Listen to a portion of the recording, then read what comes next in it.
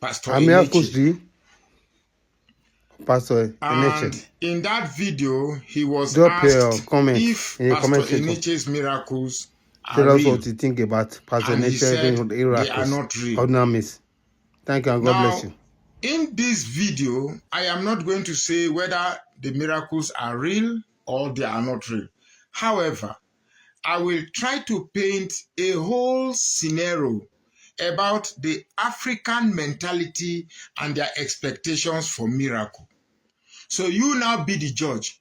Unfortunately, that part of the brain that is needed to judge our modern day churches or religious religious clerics have withered it away to the extent that people you ought to have thought will have sense are now behaving in the most ridiculous manner. Otherwise, how do you explain a grown man going to church and opening his buttocks for deliverance through the buttocks? How do you explain it? But let us now try and understand. Let us reason. I know your pastor tells you you cannot use common sense to understand the things of the spirit. But I believe God gave us sense for a reason. God gave us sense for a reason. If we are going to follow the Bible, even in the creation, God gave Adam and Eve the whole forest that you can eat from everything, and said, but you must not eat from this fruit. It was a test. And why do you test somebody? The whole idea of testing somebody is because you have left that person with a will to decide for himself. The whole idea of testing is because you believe these people have control over their actions, and the outcome is dependent on their decision. Hence, you are testing them.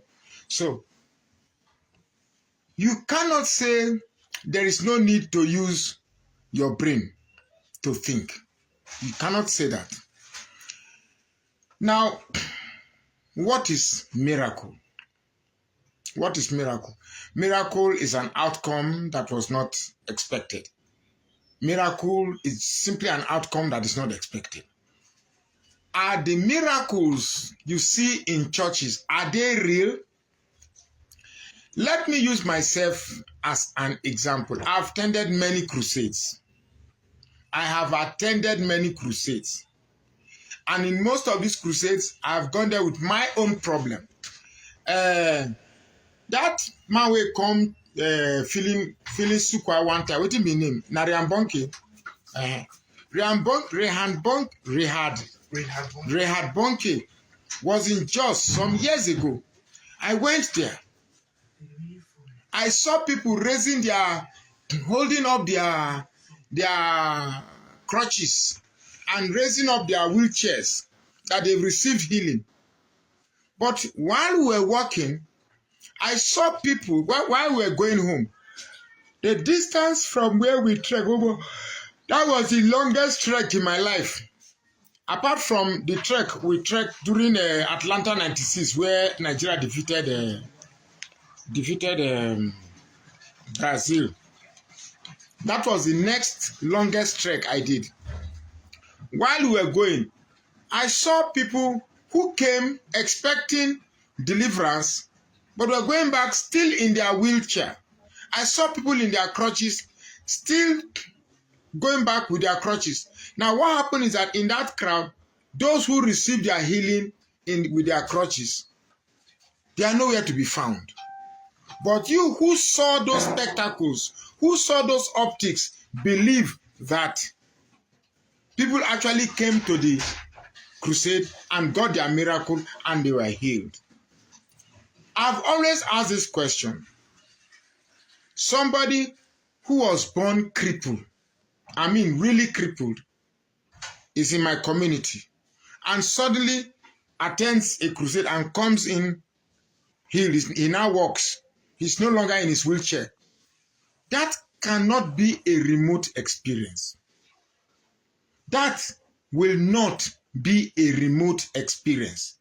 It must be an experience that will be on every news.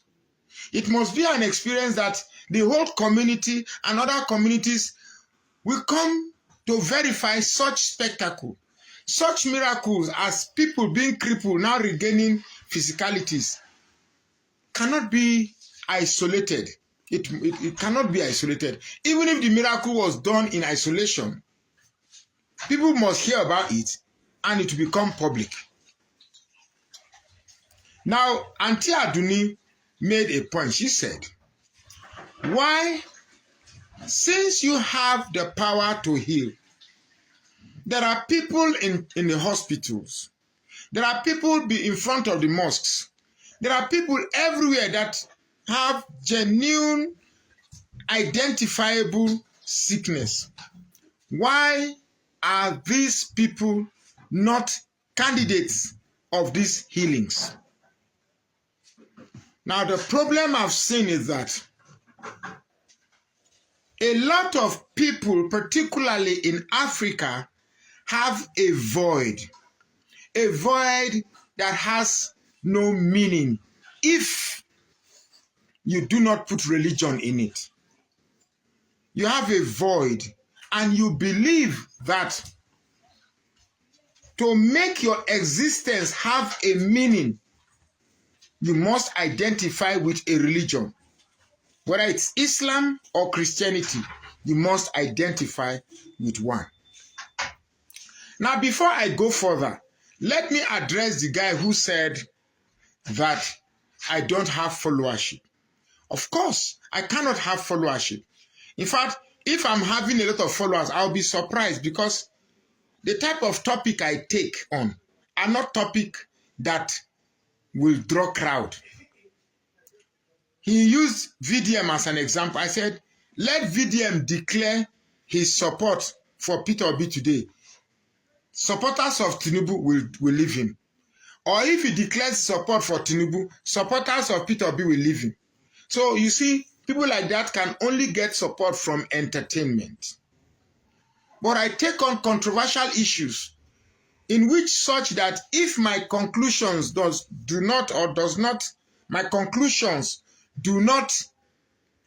sit well with proponents of that or proponents or opponents of my conclusion, they leave. Therefore, I lose followers. I've noticed in the last 2 months, there's a steady decline in my followership. That is not because I have lost touch in my analysis.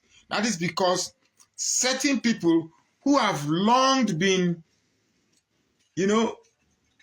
enslaved to a certain perspective do not feel comfortable with my conclusions. So I'm so sorry that I cannot say things to please you to remain with me. I have to say things from the way I view it. But trust me, I could be wrong. I'm not exactly correct. And I open myself up for correction. If you see where I'm wrong, please draw my attention. Say, I don't agree with this place. I will read it. If you make a superior point, of course, I will come here and say, no, that thing I said, I got a superior argument and it is more superior to my own argument. I will cave in. What we are doing on this channel is not to destroy Christianity. It's not to attack Christianity. It's not to attack men of God. You get me? It is rather to provide sanity in the practice of Christianity in Nigeria. Now, I've noticed that a lot of Africans have a void. Have void, fear, greed, superstition, and what again? Hollow. These things make a lot of Africa perfect candidates for these thieves that pretend to be man of God. For starters, 90, and I'm being modest when I say 90%, 90% of these so-called men of God you see don't have the power they claim to possess. But it is difficult to let such a statement sink in somebody who wants to believe that men of God who have powers to heal, who have powers to prophesy exist. They don't. They don't. Trust me, when I came to Jos, I suffered. I really suffered. Then things became good. Then in 2009, I had a project in Maiduguri, 70 million naira. Now, 70 million naira is approximately in the value of 70 million now in 2009. We are talking about, that should be about 10 times. We're talking about 700 million now. So I had that project. And the cost I would have used to establish that project could not have been more than 3 million or 4 million from that money. But something happened, Boko Haram struck, and